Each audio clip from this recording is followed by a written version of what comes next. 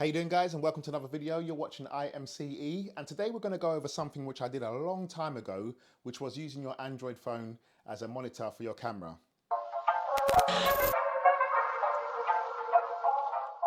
Now, I spoke about this a long time ago. I did multiple videos on it over on the P4K, on the Canon EOS M, and on the Canon M50, multiple videos. And I wasn't the first to discover this, but I wasn't one that tried to claim it for themselves. But regardless, there's been some developments now in this, and I've just got to thank two people for bringing these developments to light. And one of them is a guy called Benjamin Castellanos from the Blackmagic Group. He's the one that discovered this amazing new app, which is free at the moment. So if you're interested in this, I will put the link in the description, and I urge you to download it while it's in beta, because I can see this costing money at some point. And then I also want to thank Nick Driftwood from the Panasonic BGH1 group, who showed me the USB adapter, because this USB-C adapter is absolutely amazing and much better than the one I was using previously. The way that you connect this is you get this USB-C adapter, which costs £13 from Amazon, plug it into your USB-C Android phone. It's Android only. And then you connect a HDMI adapter straight into your camera, and then you can use your phone as a monitor. It's absolutely amazing if you want to do quick shoots, run and gun, or if you haven't got your monitor or your monitor battery runs out, or even taking photos of your setup, like what the camera sees, so you can reframe again later on. There's so many benefits to this, it's absolutely amazing. But for me, there's even more benefits, and I'll show you those on a screen record. This is the app which you need to download, and I thank Benjamin Castellanos from the Blackmagic Group for showing us this app, because I've tried many apps and this app is just absolutely amazing. So I urge you to download it while it's free. So next camera, USB early access, you can see written on there. And obviously it's still some sort of in beta or whatever, but it's absolutely fantastic. So when I open the app, you can see that one of my major problems are solved with the BGH1, and that is the small icons. I can actually read everything on this app now, on the screen now, and it's absolutely amazing. So what I want to do first is just tap on the screen, and here you can bring up the camera menu and everything else on the right hand side. So if I press the camera icon, you can then record video of what you're seeing, or press it again and we can take a snapshot.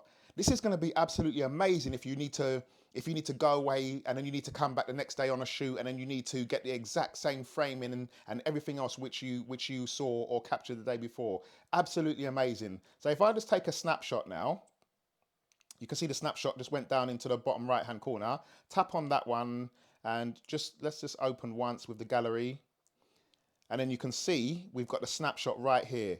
Absolutely amazing for memorizing. And you can see, the good thing about this is you can see all of the settings which you recorded as well. So no more guessing. What was my ISO? What was my frame rate? What was my f-stop? Everything there is captured for you, and it will be the same on any camera that you use. So there was a few things that had to change on here though, because it was a bit jittery at first and it was a bit squished. So you can change this to get the perfect settings. So what we're going to do is hit the cog again, and then here at the top where it says device, we can go inside here. Then we can change things like our image resolution, our frames per second, aspect ratio. So 1920 by 1080 is fine. That's what I want it on. If I go to say frames per second here, the default was at 60. So if I come out of here now, and then when I try to move around, you can see it's all jittery now, yeah? So just come back into the cogwheel, come into the device, and change that to whatever your frame rate is, 25, 30, whatever. I'm gonna put it on 30. And then if we come back out, you can see now it's absolutely smooth.